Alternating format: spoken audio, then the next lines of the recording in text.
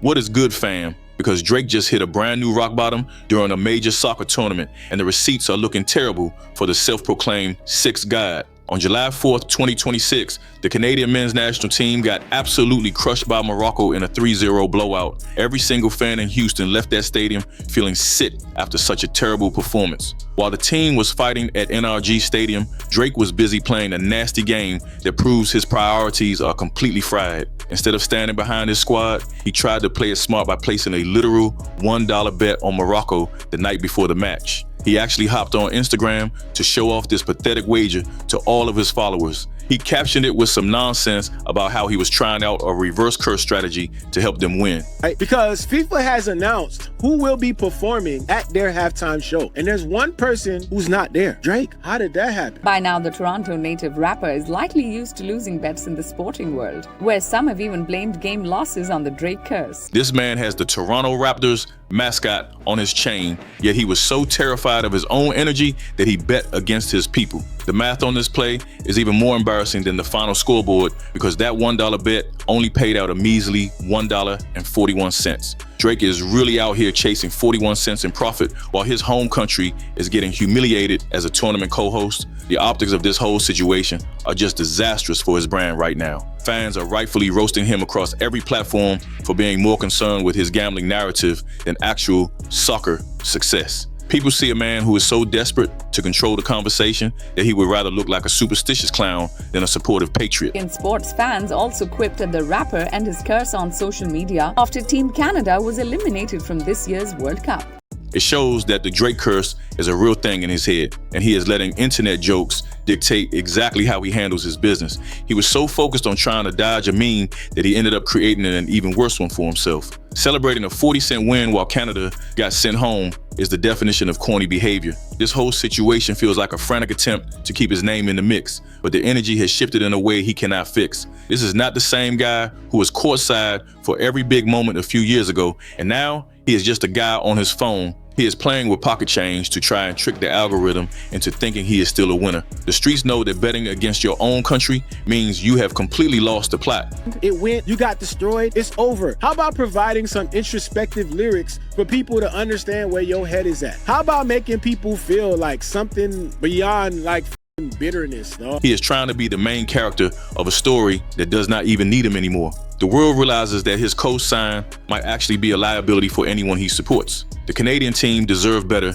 than a mascot who bets against them to save his own ego. The fans who paid real money are not finding his reverse curse jokes funny at all. The weirdness of his recent behavior did not stop on the soccer field either, because just 3 days later, he had a massive win to brag about. On July 7th, 2026, he supposedly hit a record-breaking jackpot of over $30 million while playing on the stake platform. But I'm saying that he might not want to take the risk because with Drake right now, everything is getting compared to Kendrick. Everything. I mean, like if he performs, people are comparing it to the Super Bowl. If he drops an album, people are comparing it to GNX. He was spinning the wheels on a slot machine called OMG Counter and walked away with exactly $30,042,235. The win was so massive that Stake CEO Edward Craven even took to social media to say he was not pissed about the loss. You really have to look closely at the timing of this massive payout because it is just too convenient for his reputation. This $30 million jackpot feels like a calculated distraction designed to drown out the noise of the FIFA humiliation and keep his name associated with winning. When you analyze what he has been doing lately, it is clear that there is a massive pivot happening in his entire. Drake is no longer moving like a music icon who is trying to promote a new album or a legendary stadium tour. Instead, he is shifting all his energy toward high stakes streaming and crypto gambling content because he knows the music lane is closed for now. My original take on this is simple, and it comes down to the fact that he cannot get a big win in the culture anymore. Ever since Kendrick Lamar put that target on his back, the industry has started distancing itself from the OVO brand. Drake has been forced into this digital corner where he tries to simulate the hype he used to get from a platinum record. He is showing off these massive digital numbers, but a jackpot on a computer screen does not have the same soul as a hit song. But I'm saying that he might not want to take the risk because with Drake right now, everything is getting compared to Kendrick. Everything. I mean, like if he performs, people are comparing it to the Super Bowl. If he drops an album, people are comparing it to GNX. We are watching this man morph into a high-end gambling influencer in real time, and it is a disgusting drop from the throne he used to occupy. The NFL and FIFA have already wiped their hands of him, which is why you do not see his name anywhere near the major league conversations anymore. Every corporate giant used to beg for a piece of the OVO brand, but now his biggest business partner is literally a crypto casino. Pushing this gambling content is just a desperate way to keep his pockets fat, while he avoids the fact that his music is not the main event anymore. He might be stacking those stake jackpots, but he is losing the culture, and no amount of digital money can buy back the respect he fumbled over the last year. Drake shall rise on the FIFA stage. Out of here, man.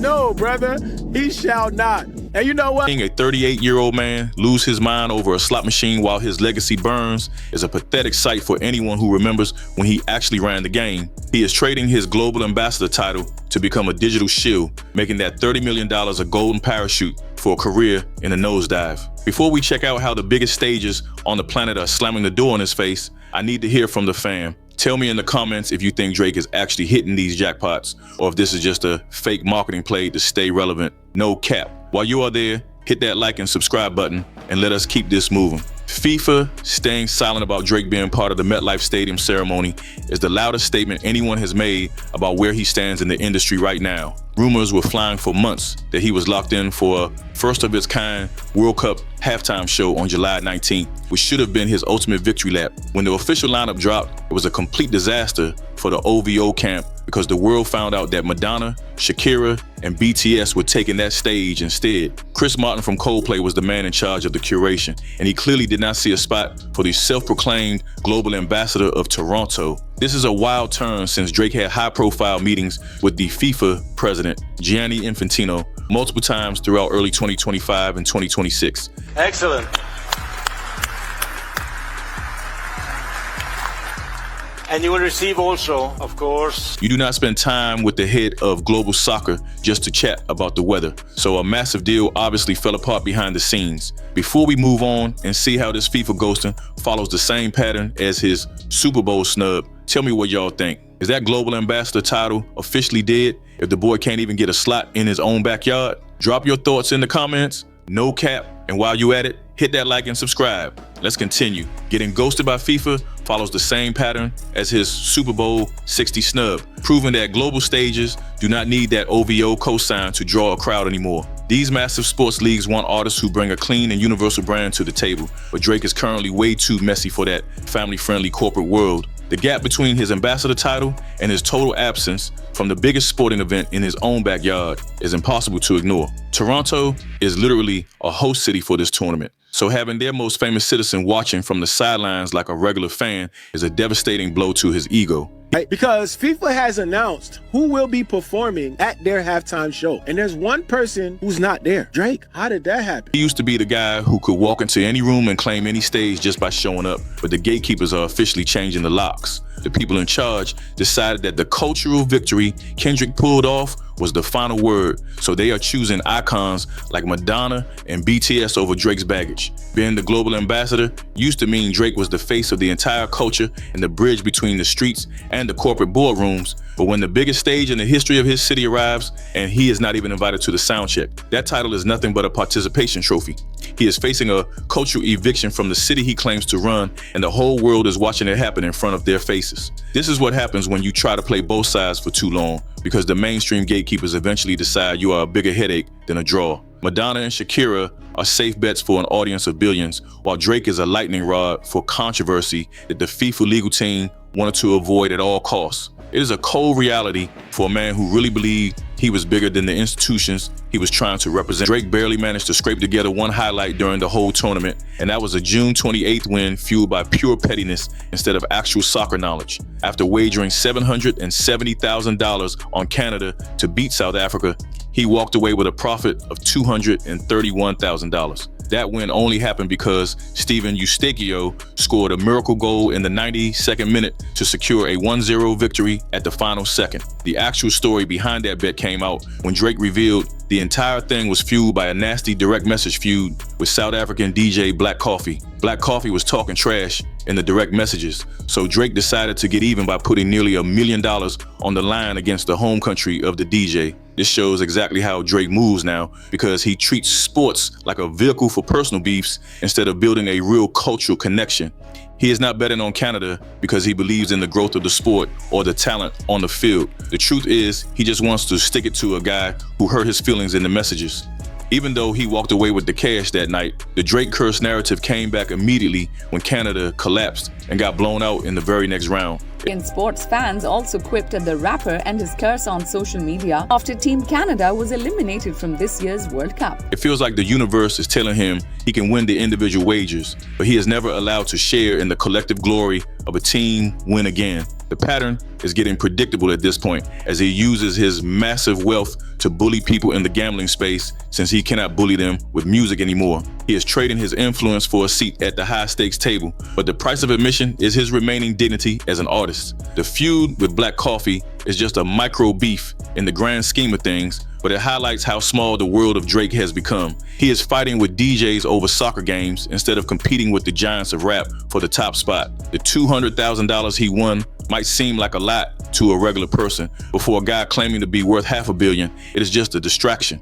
His music is not moving the needle anymore, and he is trying to buy his way back into the winner's circle, one bet at a time. The culture is not something you can wager on at a crypto casino, and every time he posts a betting slip, it reminds everyone he has nothing else to offer. He is winning the numbers, but losing the narrative, which is a trade-off that will leave him with a bank account full of crypto and a legacy nobody wants to claim. Drake shall rise on the FIFA stage. Out of here, man.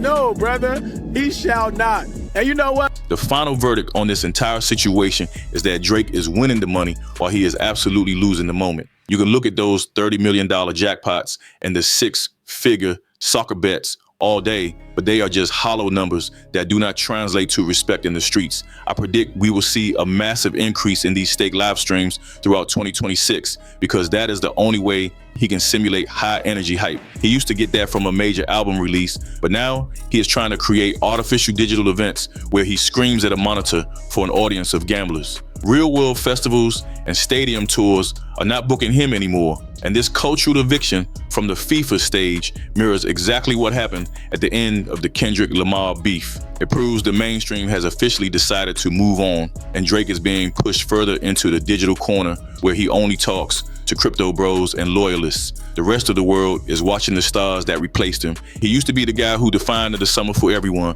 but now he is just the guy defining the odds on a late night parlay. It is a calculated retreat into the world of gambling because he knows he can no longer control the narrative in the world of music. Drake is still going to be wealthy for a long time, but he is officially becoming a niche influencer in a global playground that used to belong entirely to him.